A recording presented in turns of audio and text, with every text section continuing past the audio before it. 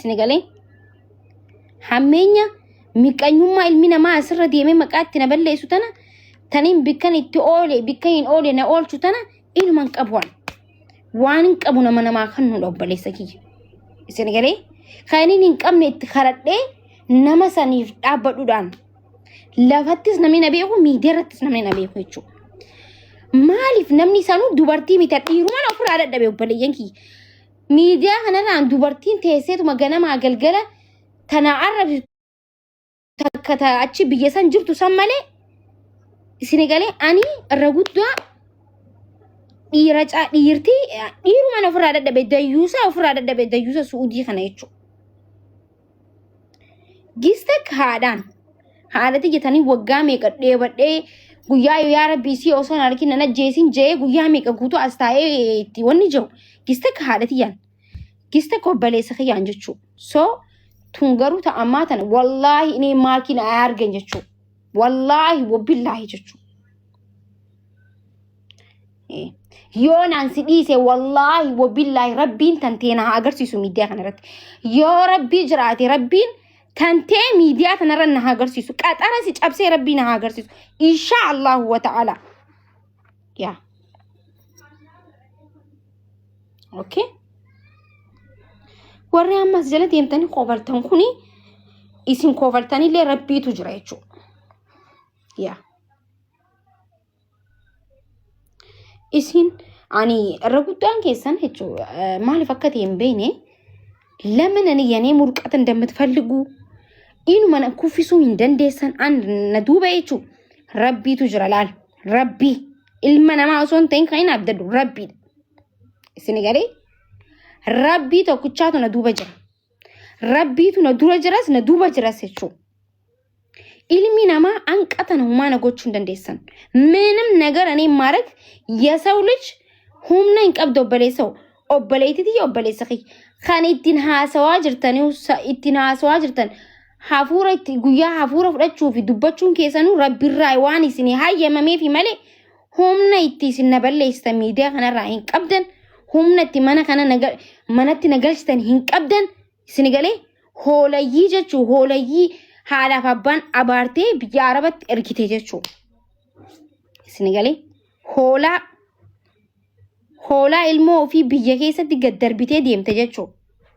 Leensaata jedhamtu na yuucii jazbaa.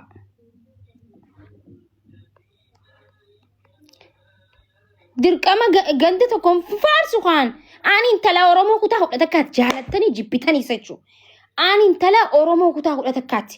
Oromoo bitaa fi mirgatti ilaala. Dibbee ganda tokko jala seenee hoy inuman jiru never ever enjoy arras borus. Gosummaa isi wal keessa seensanii wal borcatan keessas hin seenu jechuuf akka naxamaddan waggaa fi waggaa guutuu dhugaan isinitti hima jechuudha. Algabaan maftee koono. Mirga hin qabu. Ani intala Oromoo kutaa hodhata akkaati. Hin faarsu ganda tokko. Ganduma takkaa hin faarsu.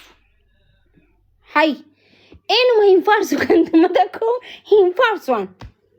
Jaalattee jibbitee Oromoo kutaa hodha tokkoo ta'an. Intala Oromoo kutaa hodha tokkoo haleessa saniin na baran arra saniin na baran dhumattee jechuudha. Yaa. Jaalattanii jibbitanis. Oromoo kutaa hodha tokkoo keessattiin onnee isaanii keessa siidaa jaarradhee jiran maagii shugguxiin Oromoo jechuudha. Jaalattanii jibbitanis jechuudha. Senegalee Oromoo kutaa hodha tokkoo keessan jiran.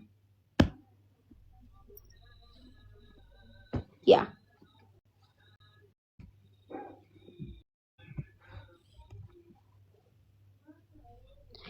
Gandummaa hin balaaleffanna hin feenu gosummaa hin feenu gandummaa hin feenu hin balaaleffanna arras borus jechuudha.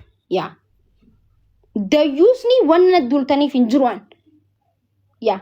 Anqana deemtan anqas deemu wallaallean. Garuu kabajaa ummata biraa, kabajaa namoota hedduu biraa waan qabuuf, kabajaa kiyyaaf, kabajaa maatii kiyyaaf nama jalaa callisa malee arrabni namni kamuu arraba fuudhee namarra naquu wallaalle jechuudha. Yeah. Moo akka qaalcha sanitti asirra bee dhufu oolee. Akkas barbaadanii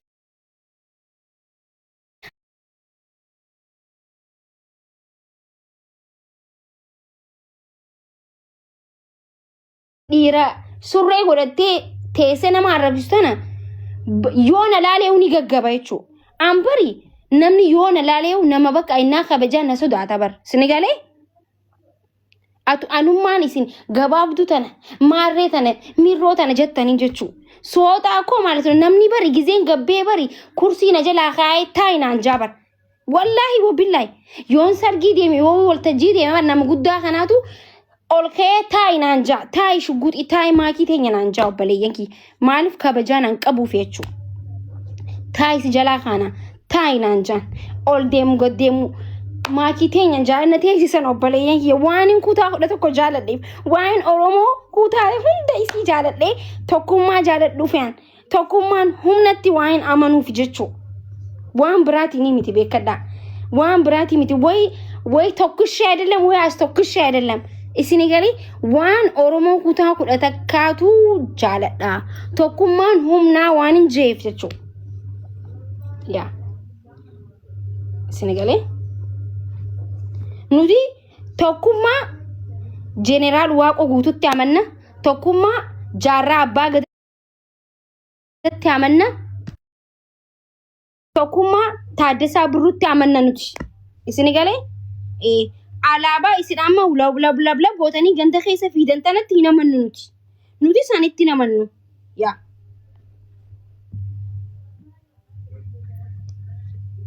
Tokkummaa gootonni keenya dur nuuf dhaaban sanitti amanna nuti warri arraa warri amma jiru genereeshinii sammuu isaa akka takiifatti akka marwatti dalaguu kun jechuudha.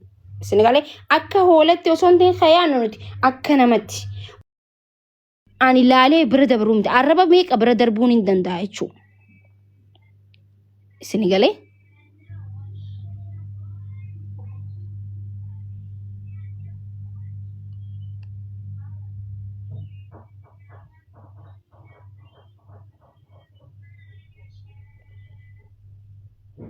ani yoon Itoophiyaa sin darbisiisne ani maakii mitiin sin jeebar. Ani maakii miti yoon Itoophiyaa sin darbisiisne jechuudha. Okay, achillee deemtee jechuudha. Badii Jawaar maxxansee ni hidhamta dammoo. Achillee deemtee badii Jawaar maxxansee ni hidhamta.